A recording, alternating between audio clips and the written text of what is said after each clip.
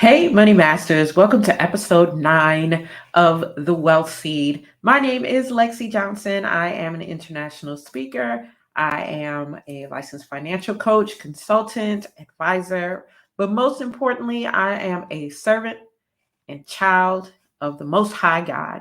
Yes, indeed, I love Jesus and I teach people, particularly women of faith and women of color, how to grow their money God's way, right? So that they can become kingdom financiers and we can get out there and do kingdom work.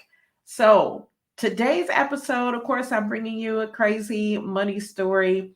And then we're going to talk about why the bear market is such a great time for those who are investing and have 7 or more years in the market to invest. Why the bear market is such a great time for you, right? I'm going to tell you why, show you the strategy, and hope you all are excited about it as I am, because you have to understand right now that the market is on sale, okay? And when something is on sale, like if there's a shoe or, an outfit that I like and it's on a really good sale, man, I'm going to go buy that shoe in every color, okay? I'm going to go buy that outfit in every color. And so we want to do the same thing in the market. Well, let's get on to our crazy money story for today. This one is a story about inheritance, and it's a little something. So there was this billionaire New York City businesswoman by the name of Leona Helmsley, and some of you may or may not know the name, but anyhow, she was a hotelier who was renowned for her tough demeanor, right? And she had a soft spot for this dog named Trouble. She bought this dog, it was a Maltese, after the death of her husband. And according to this story, she and her pet would motor around the town like in this stretch limousine. Okay. So, really, if you talk about how people do pets these days, let me tell you. Okay. This lady, Leona Helmsley, when she died in 2007, she left this dog Trouble a $12 million inheritance through a trust fund. Can I be honest with y'all? I didn't even really think about the fact that somebody could do that, right? Leave a trust fund to a dog, a pet, or a cat, or whatever, right? But this stuff exists. And so she did. And it wasn't just any old, measly little trust fund. It was $12 million. Okay. And so a judge later reduced the dog's inheritance to $2 million. That's very interesting. So that makes me wonder what kind of trust fund that she had set up, that it could have been intercepted by the court. So that's a lesson in and of itself, that when you're setting up your trusts and things like that, you want to talk to your attorneys, and you want to make sure that you have something that is going to bypass probate. Okay. So anywho, later judge, he reduced it to 2 million. And but that loss did not rob the dog of a life of ease. Okay. Because 2 million for a dog. Okay. So the caretaker that tended to the dog after Miss Helmsley died, around the clock uh, took care of the dog around the clock, right?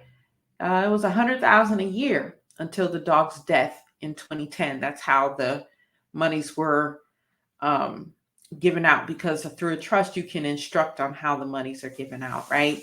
And so this happened to be, they could probably set it up for an equal amount per year until it ran out, or until the dog died. So $100,000 a year until the death of the dog in 2010. After which the will stipulated that the dog was going to lie next to her in the family mausoleum.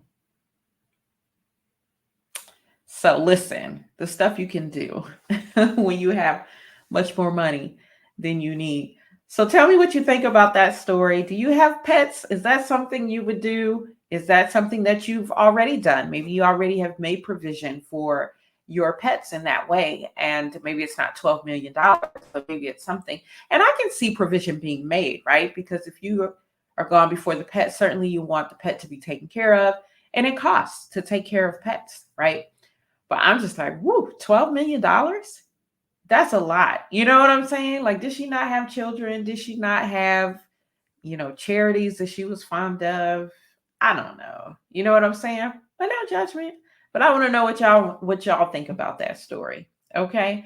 So let's get into our topic for today. As I mentioned before, we're in a bear market, right? And it's a great time for those of you who are investing and saving for retirement, and your retirement is 7 or more years away. Or maybe even it's not that you're investing for retirement, but you're doing long-term investing and you've got 7+ years before you want to use the money for whatever you're going to use it for.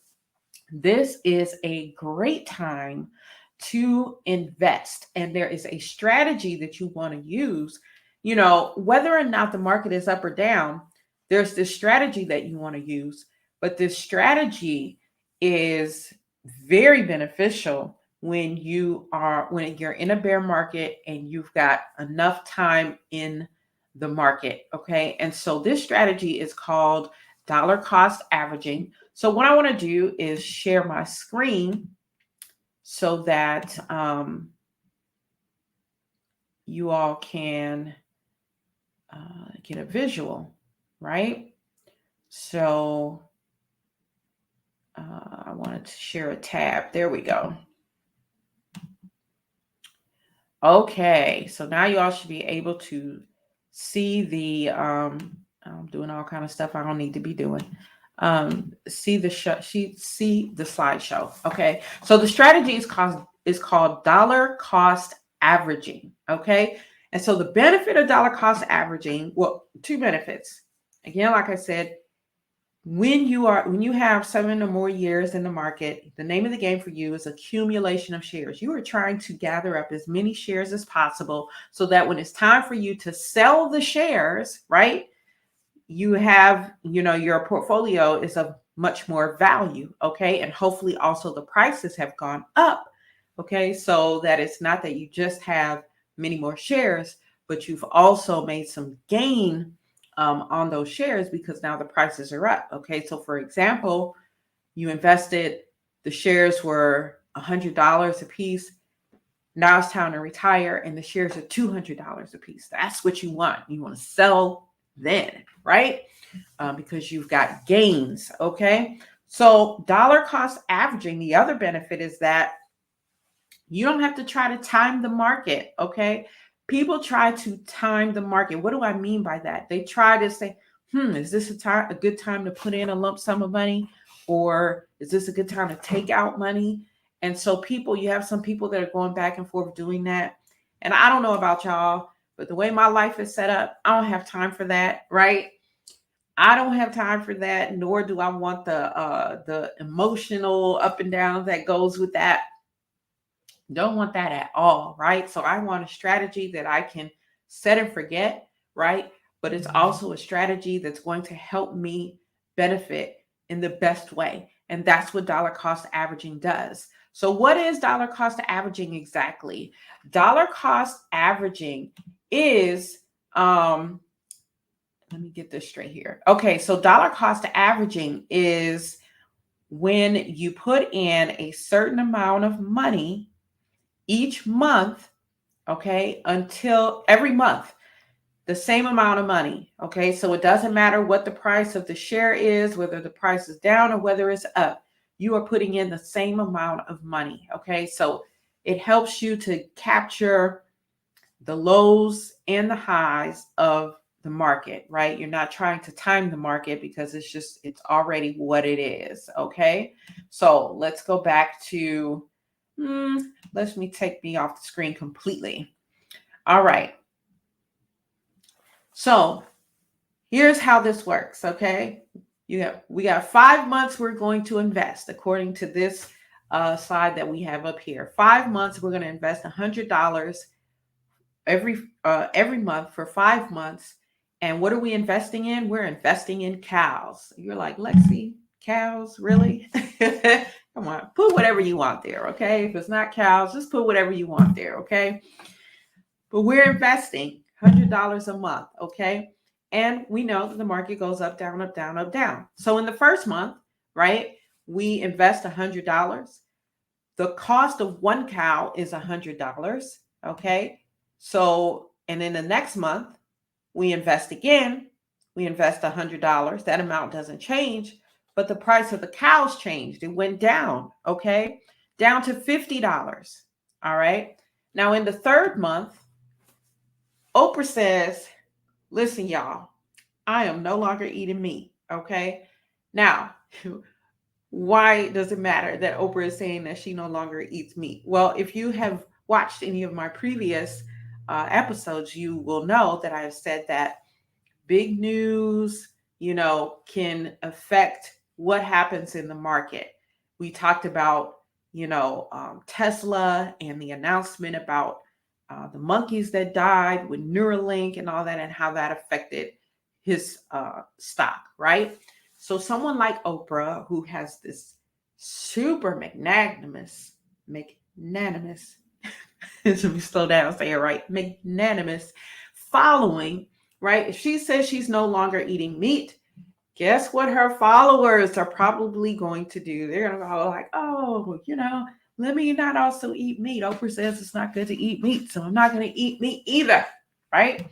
All right. So now the price of the cows have gone down even more, okay, because there's no demand for them, right? People have decided we are not eating meat. Oprah's not eating meat, then I'm not eating meat either. So the demand for the cows goes down. And so in the third month, the price of the cow is $25, okay? And then in the fourth month, they go back up a little bit because some people don't stick to the plan, right? Some people don't stick to the diet plan. They go back to eating meat. So there's a little bit more of a demand.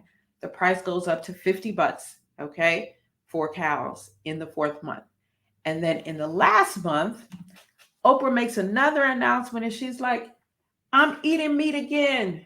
Cheeseburgers are great, right? And so the cost is back up to $100 because everybody else is going back to eating meat. And so now there's a demand again for the cows. How many of you know, this is those supply and demand in economics class, econ class in high school, that when there is a demand for a thing, the price goes up, okay? And the price goes up not necessarily because it's something scarce all the time, right? So it could go up because of scarcity, but more often than not, it's just going up because the people who manufacture this thing or produce this thing knows that people are going to pay whatever to get it, okay? So here we are. We spent $100 for a cow, one cow in the first month. In the second month, we got two cows. Why? Because the price dropped down to 50. In the third month, we got four cows because the price dropped down to 25. Price went back up, okay? In month 4, we got two cows.